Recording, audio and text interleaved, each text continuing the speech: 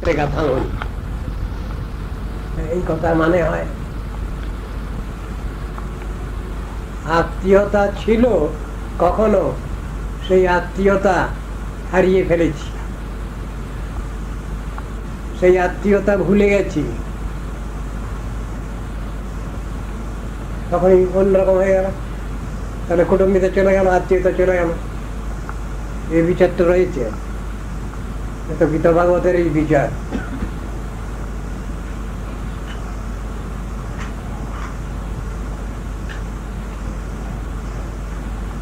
অয়ং নিজ পরবেতি গণনা লঘুচেতসাম, এই যে নীতি শাস্ত্রের ভিতরে বলা আছে, এ আমার নিজ ও আমার পর, এ আমার আপন ও আমার পর, এই যে বিচার আমরা এই জড় জগতে করি, ওটা তো ভালো কথা না।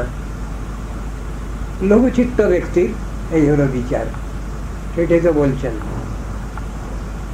উদার চরিতানাং তু বসুধৈব কুটুম্বকম, আর যারা উদার চিত্ত ব্যক্তি, তাদের আত্মীয় স্বজন তো সব জগৎ জোড়া, সবই। এটা তো উদারপন্থীদের বিচার, ওই সেই কথাই তো গীতাতে, ওই কথাই তো বলা আছে।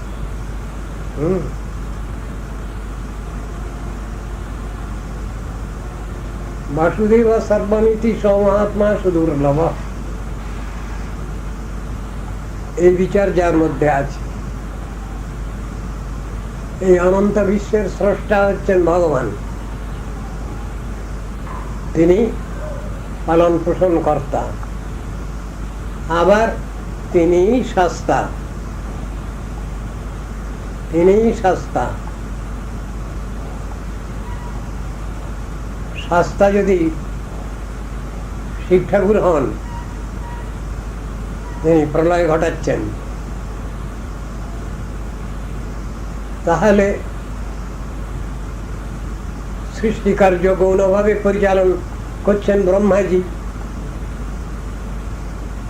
আর ভগবান মাটি খুঁয়ে বসে আছেন রক্ষাকর্তা। এই দুজনকে দায়িত্ব দিয়েছেন গৌণ সৃষ্টির আর উল্টো পাল্টা করলে শাসনের ভার দেওয়া হয়েছে। শিব ঠাকুর যখন ভজন করছেন, শিব শিবানী, তখন একরকম অবস্থা।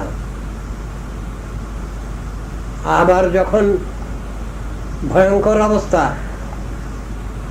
তখন কি হচ্ছে? তখন তারা শিব ঠাকুর তখন মহাকাল মূর্তি, আর তারই শক্তি তখন মহাকালী। এই তো বর্ণনা আছে শাস্ত্রে।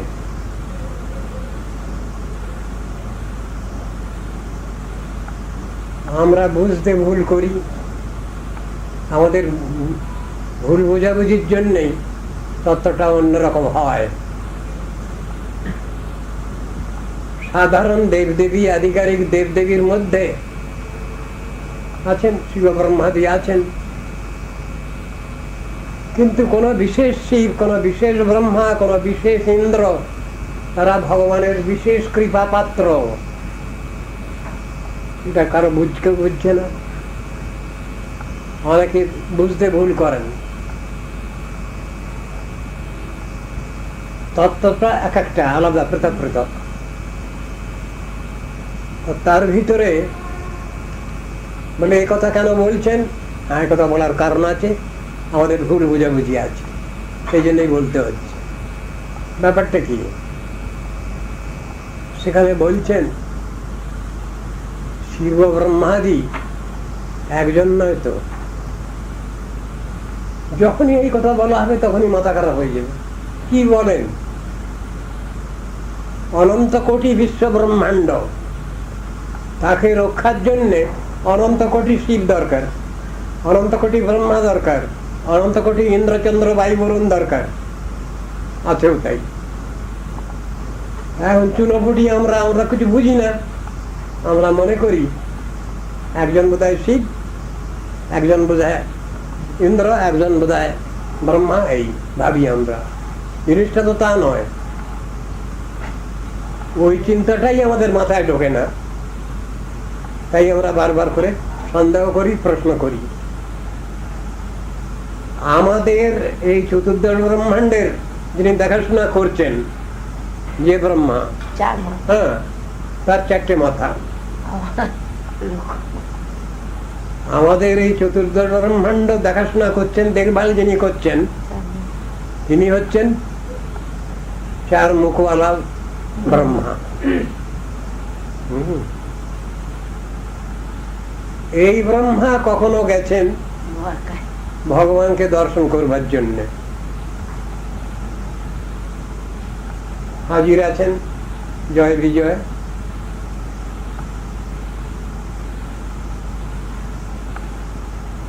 ঠাকুর দর্শন করতে এসেছি, বলছেন 4 মাথাওয়ালা ব্রহ্মা। তা বললো, আছে তো, চিরকুট আছে কিছু?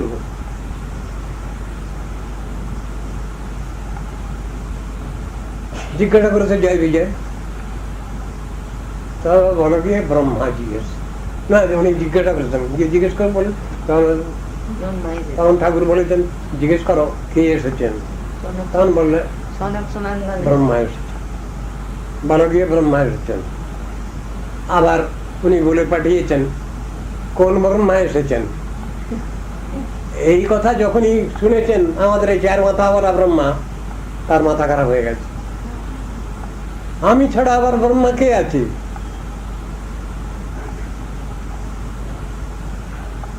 আচ্ছা ডাকুন। ইত্যবসরে ভগবান নিজেই তার লীলা বৈশিষ্ট্য দেখাবার জন্যই হোক বা ওকে বোঝানোর জন্যই হোক, যেখানে যত ব্রহ্মাণ্ডে যত ব্রহ্মা ছিলেন সবকে স্মরণ করেছেন, ব্যাস সব এসে হাজির হয়ে গেছে। আমাদের ব্রহ্মা, 4 মাথাওয়ালা ব্রহ্মা ঘরের এক কোণার দিকে দাঁড়িয়ে আছেন, আর এদিকে দেখছেন কেউ 50 মাথা, কেউ 100 মাথা, কেউ 500 মাথা, ব্রহ্মার সব ঢুকছেন একদিক দিয়ে, একদিক দিয়ে পাদপীঠে প্রণাম করে বেরিয়ে যাচ্ছে। ব্যাস লীলা গুটিয়ে দিলেন ভগবান। তার ও ব্রহ্মা, তুমি ওখানে দাঁড়িয়ে আছো কেন? তুমি ওখানে দাঁড়িয়ে আছো কেন? তবু কি দেখলাম? যা দেখলে ঠিকই দেখলে। এইরকম তো ভগবান শিক্ষা দেন, যা দেখেছো ঠিকই দেখেছো।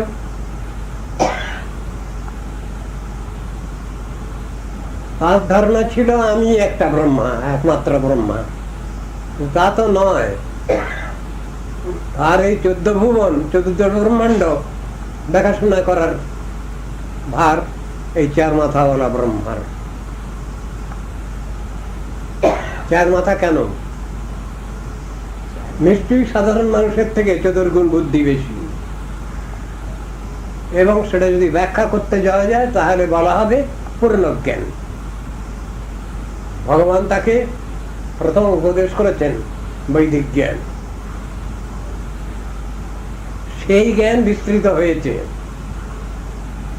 সে বৈদিক জ্ঞান মানে সাধারণভাবে আমরা ভূর্ভুবস্বরের পরে জোর দেই বেশি, ভূর্ভুবস্বরাত্মক।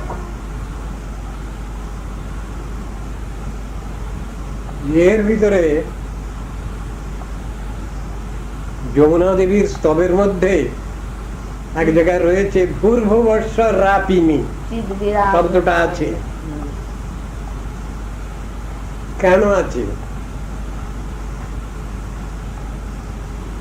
ব্রহ্মা থেকে যে ব্রহ্মবিদ্যা আসছে, তিনি নারায়ণ থেকে পেয়েছেন, কৃষ্ণ থেকে পেয়েছেন,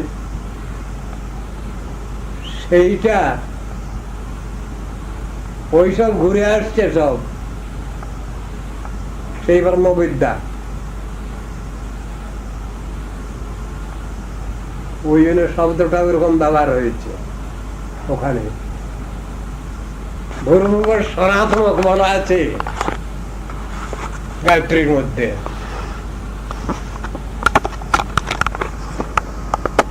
যে ব্রহ্মবিদ্যা তিনি পেয়েছেন সমস্ত দেবতার মধ্যে প্রথম হচ্ছেন ব্রহ্মা। সম্ভব বিশ্বেশ্চ কর্তা ভুবনেশ্চ গোপ্তা, এসব ক্ষমতা দিয়ে রেখেছেন ভগবান। ব্রহ্মবিদ্যা তো তিনি পেয়েছেন, সেইটাই বিতরণ করছেন তিনি। সব্রহ্মবিদ্যা সর্ববিদ্যা প্রতিষ্ঠান, সেটা তিনি তাকে বলছেন, জ্যেষ্ঠপুত্রকে অথর্বণকে বলছেন। সব্রহ্মবিদ্যা সর্ববিদ্যা প্রতিষ্ঠান অথর্বায় জ্যেষ্ঠপুত্রায় প্রাহ। তার জ্যেষ্ঠপুত্র অথর্বণকে উপদেশ করছেন সেই ব্রহ্মবিদ্যা। আর একটা ছোট ছেলের উল্লেখও পাওয়া যায় উপনিষদের মধ্যে। তার কি নাম? না না, ওই যে তো ইয়েকে পাঠিয়ে দিল জমের ঘর, সেই না, আমি বলছি ওখানে ওটা বলা আছে, শাস্ত্রে আমরা পাচ্ছি ব্রহ্মা দেবানাং প্রথম সম্ভব বিশ্বেশ্ব কর্তা ভুবন সব্রহ্মবিদ্যা সর্ববিদ্যা প্রতিষ্ঠান। সর্ববিদ্যার প্রতিষ্ঠার স্বরূপ যে ব্রহ্মবিদ্যা, সেইটা তিনি তার জ্যেষ্ঠপুত্র অথর্বণকে উপদেশ করছেন। সেইভাবে তো আসছে ব্রহ্মবিদ্যা। এখন কোন ক্ষেত্রে এসে কনিষ্ঠ পুত্র তাকেও বলছেন, সেও একবার ব্রহ্মাজিকে প্রশ্ন করেছে। সেই ছেলেটার নাম কি? নারদের কথা বলছেন, নারদের কথা বলছেন। এখানে ওই লাইনটা ধরা হয়নি, ঠিক ভাবে তার ছেলেটাকেই বলা হয়েছে। যে কথাটা তোমরা বলতে যাচ্ছ সেটা হলো তাত্ত্বিক বিচারের দিক থেকে এসেছে। ওটা প্রিসেপ্টোরিয়াল লাইন, স্পিরিচুয়াল প্রিসেপ্টোরিয়াল লাইন, সেইখানে ওটা ওরকম বলা আছে। আর এমনি তার নিজের ছেলে পিলে, নারদও তো তার ছেলে, নারদও তো তার পুত্র হচ্ছে, একবার এসেছিলেন কনিষ্ঠ পুত্র। আমি তো কনিষ্ঠ পুত্রের কথা বলছি। কনিষ্ঠ পুত্রের কথা আমি জানি না। সেই কনিষ্ঠ পুত্রের কথা বলা আছে পিপ্পলাদ, ব্রহ্মার সর্বকনিষ্ঠ পুত্রের নাম। সেইটাই বলা হয়েছে। ওই চৈতন্য মহাপ্রভুর আবির্ভাব সম্বন্ধে প্রশ্ন করেছেন পিপ্পলাদ। হাত জোড় করে দাঁড়িয়ে আছে। অথবা পিপ্পলাদ সমিত পানির ভগবন্তম, ব্রহ্মাজিকে তার কাছে হাত জোড় করে দাঁড়িয়ে আছে। জিজ্ঞাসা করছে, বাপকে জিজ্ঞাসা করছে, ভগবান কলু পাপাচ্ছন্ন প্রজা কথম মুচ্ছেরণ নীতি, কলির পাপাচ্ছন্ন প্রজা কি করে মুক্তি লাভ করবে? এই জিজ্ঞাসা প্রশ্ন। তখন ব্রহ্মাজি বলছেন, রহস্যতে বদিষ্যামি, এর পিছনে রহস্য আছে, বলছি আমি তোমায়, শোনো। তখনই মহাপ্রভুর আবির্ভাবের কথাটা বলে যাচ্ছেন।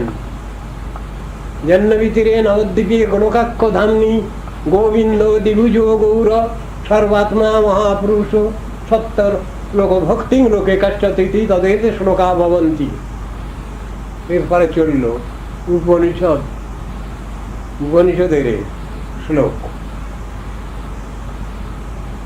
চৈতন্য মহাপ্রভুর আবির্ভাব সম্বন্ধে, তার সম্বন্ধে বলে যাচ্ছেন। যে কথা গীতার মধ্যে বলা আছে সেই কথা এই উপনিষদের মধ্যেও বলা আছে। গীতার মধ্যে ব্যাখ্যা করা আছে পুরুষোত্তম তত্ত্ব, আছে তো? গীতার মধ্যে ব্যাখ্যাও দেওয়া আছে শ্লোকের মধ্যে। খরাক্ষরাধ্যাং পরমা সৈব পুরুষোত্তম। যিনি খর এবং অক্ষর উভয় তত্ত্ব থেকে যিনি শ্রেষ্ঠ তিনি হলেন পুরুষোত্তম। এই বলা আছে। খর কে? জীবাত্মা। অক্ষর কে? পরমাত্মা। এই দুই তত্ত্ব থেকে যিনি শ্রেষ্ঠ তিনি হলেন পুরুষোত্তম তত্ত্ব। এই পুরুষোত্তম কে? ভগবান কৃষ্ণ স্বয়ং। শ্রীরামচন্দ্রকে পুরুষোত্তম বলা হলো, কিন্তু তার পিছনে আর একটা বিশেষণ আছে, মর্যাদা পুরুষোত্তম বলা হয়েছে। যিনি জগতে নীতি আদর্শ প্রচার করতে এসেছেন, সেজন্য ওর নাম হয়েছে মর্যাদা পুরুষোত্তম। আর কৃষ্ণের পুরুষোত্তমত্ব লীলা পুরুষোত্তম বলে বলা আছে। যস্মাৎ ক্ষরম অতীতোস্মি অক্ষরাদপি চোত্তম অতস্মি লোকে বেদে চ প্রতীত পুরুষোত্তম। গীতার মধ্যে আর এক জায়গায় ওই আবার ব্যাখ্যা করছেন ওইটা। যিনি খর থেকে শ্রেষ্ঠ, অক্ষর থেকে উত্তম, তিনি হলেন পুরুষোত্তম তত্ত্ব। ঠিক এই জিনিসই ব্যাখ্যা রয়েছে উপনিষদে।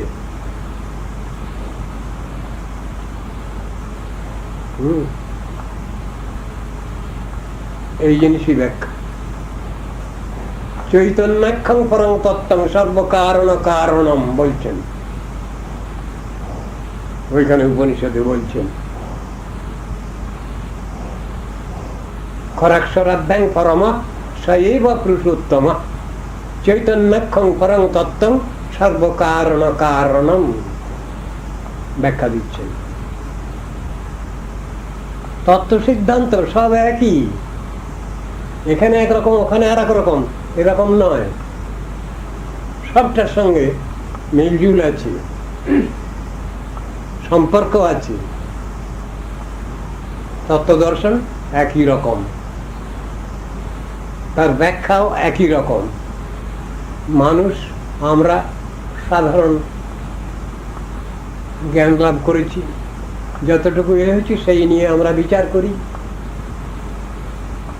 কিন্তু শাস্ত্রীয় জ্ঞান নিয়ে যখন বিচার করি তখন তো আমরা সব ফেল, সব অকৃতকার্য হয়ে বসে আছি। শাস্ত্রীয় জ্ঞান তো আমরা কেউ লাভ করিনি। আমরা যেটুকু স্কুল কলেজের বিশ্ববিদ্যালয়ের জ্ঞান আহরণ করেছি সেটুকু অকিঞ্চিৎকর, যৎসামান্য। তত্ত্ববস্তু লাভের জন্য সেটা যথেষ্ট তো নয়, অল্প স্বল্প বলা চলবে না। এইটাই বলা হয়েছে। এক কথায় ব্যাখ্যার ক্ষেত্রে বলা হয় অর্থকরী বিদ্যা। এই অর্থকরী বিদ্যা আমরা অর্জন করেছি। যে জ্ঞান দিয়ে, যে বিদ্যা দিয়ে আমরা এ সংসারে দুটো খাওয়া পড়া থাকার ব্যবস্থা করতে পারি, সেই জ্ঞান আমরা ইউনিভার্সিটি কোয়ালিফিকেশন ওই নিয়ে বসে আছি।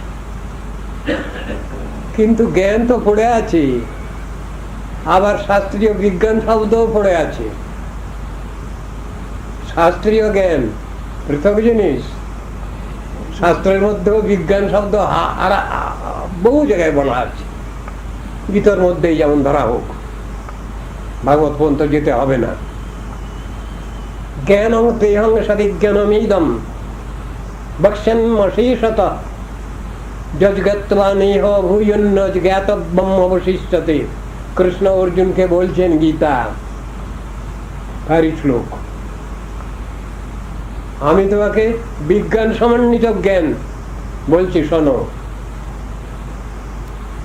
তাহলে অরিজিনালি ও শব্দ দুটো শাস্ত্রের শব্দ। কৃষ্ণকে বলছেন তুমি সমস্ত জ্ঞান বিজ্ঞানের উপরওয়ালা। শ্লোক রয়েছে, প্রণাম করছেন কৃষ্ণকে। কোন শ্লোকটা? কৃষ্ণকে প্রণাম করছেন, উপজর হয়ে শ্রীমদ ভাগবতে প্রণাম করছেন কৃষ্ণকে, জ্ঞান বিজ্ঞানের ভবভয়মপহন্তম জ্ঞান বিজ্ঞান সারম। এই শ্লোক খুব সুন্দর শ্লোক। ইহজগতের লোক যাকে জ্ঞান বলে আর যাকে বিজ্ঞান বলে, পরতত্ত্বে তাকে তার কিছুই মিলবে না। শাস্ত্রীয় যে জ্ঞান শব্দ, সে জ্ঞান মানে হলো ভগবত তত্ত্ব সম্বন্ধে যে ভগবত বিষয়নী বুদ্ধি, তাকেই বলে জ্ঞান। এর জ্ঞান শব্দের ব্যাখ্যা।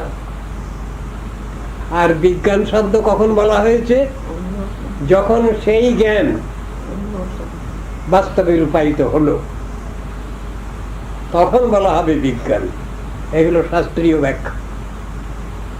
এইসব সঙ্গে তো পার্থিব জগতের জ্ঞান বিজ্ঞানের কোনো তুলনাই হবে না।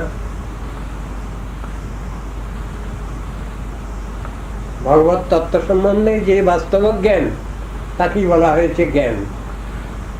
আর সেই জ্ঞান যখন বাস্তব ক্ষেত্রে উপলব্ধি হয়েছে কারো, তখন তিনি বিজ্ঞান লাভ করেছেন।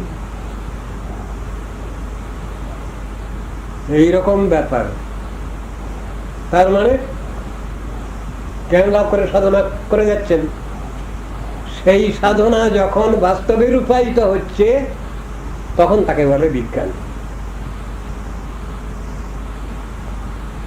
বাস্তব ধারণা এসেছে তত্ত্ব সম্বন্ধে, তত্ত্ববস্তু সম্বন্ধে, এদিক ওদিক নয়। একটা রশি দেখলে আমি সাপ বলবো না, আর সাপটাকে দেখে আমি রশি বলবো না, এমনই বাস্তব অবস্থা। তখনই তাকে বলে বিজ্ঞান। ইনি বৈজ্ঞানিক। শাস্ত্রীয় তত্ত্ব দর্শনেতে জ্ঞান বিজ্ঞান এইরকম।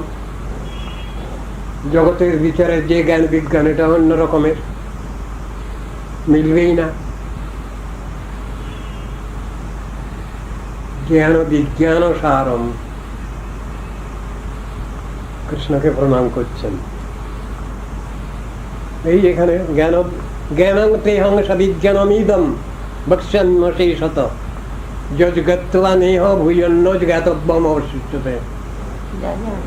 যে জ্ঞানের কথা শ্রবণ করলে, বিজ্ঞানের কথা শ্রবণ করলে আর কিছু জানা বাকি থাকবে না।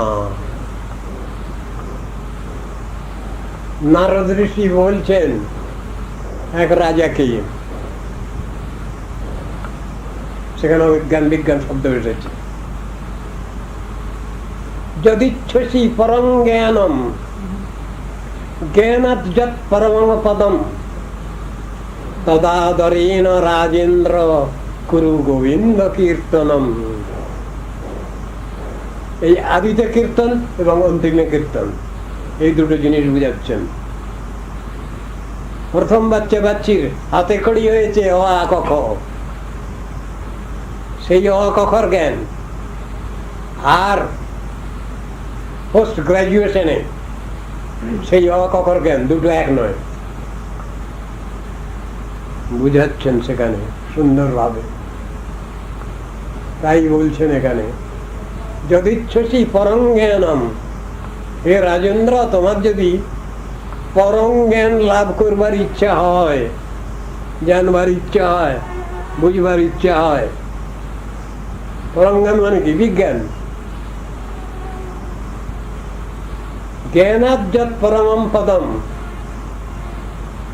আবার বাস্তব জ্ঞানের দ্বারা যে পরম পদ ভগবানকে জানা যায়, বোঝা যায়, চিনতে পারা যায়,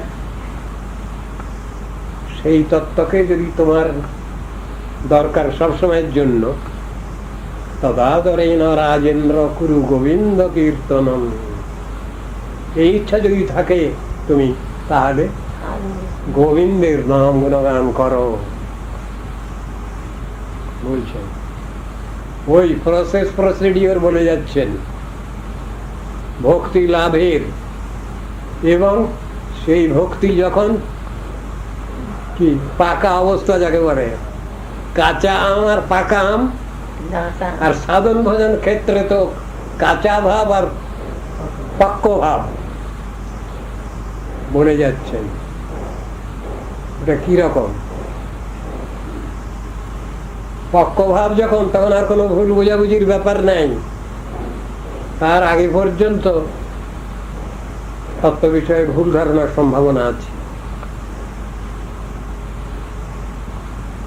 যিনি প্রাকৃত জগতের সব চিন্তা ভাবনা থেকে মুক্তি লাভ করেছেন ভগবত কৃপায়, তার আর কোনো ভুল বোঝাবুঝির ব্যাপার নেই। হ্যাঁ, আমি ভুল করে ফেলেছি, ওসব কথা নেই।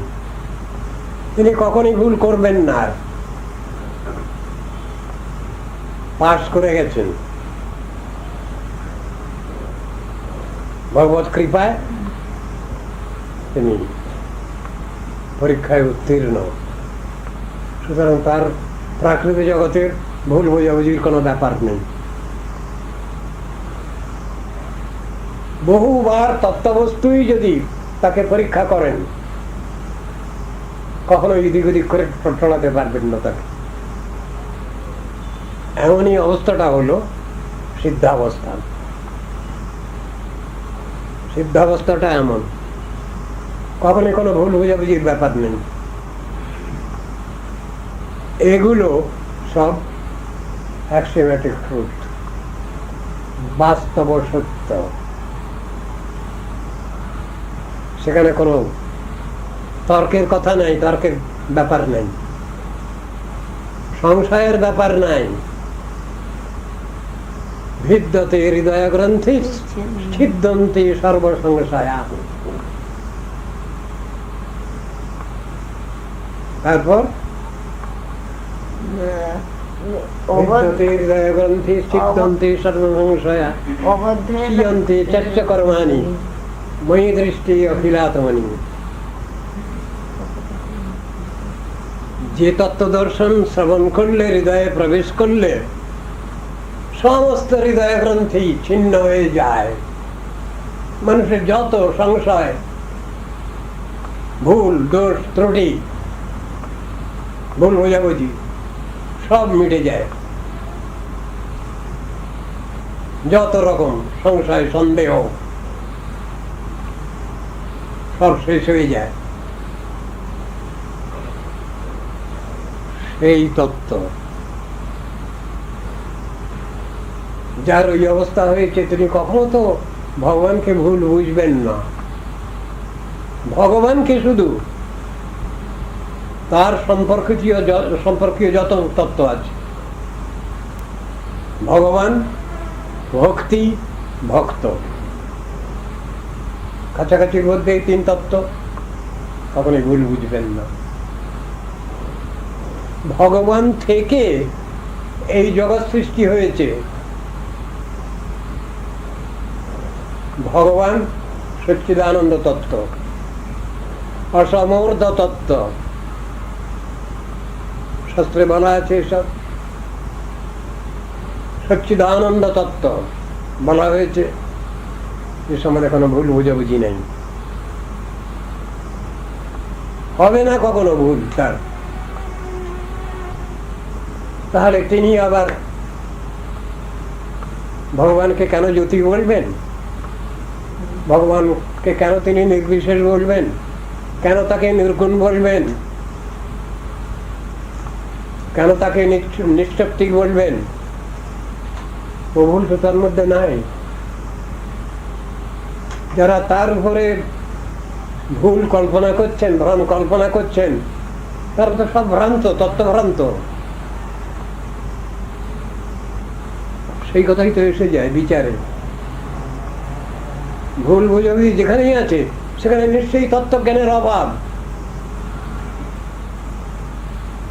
বাস্তব তত্ত্বজ্ঞানের আনুগত্য হয়নি, সেই জন্য তিনি ভুল বলছেন।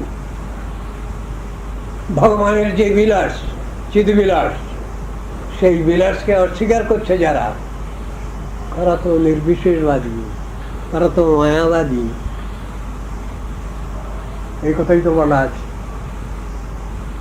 ভগবানকে তারা ভুল বোঝে। ভগবানকে ভুল বোঝে তো সব গেল, বেঁচতে গেল। গোল্লায় গেল। তারা তো তাই করছে।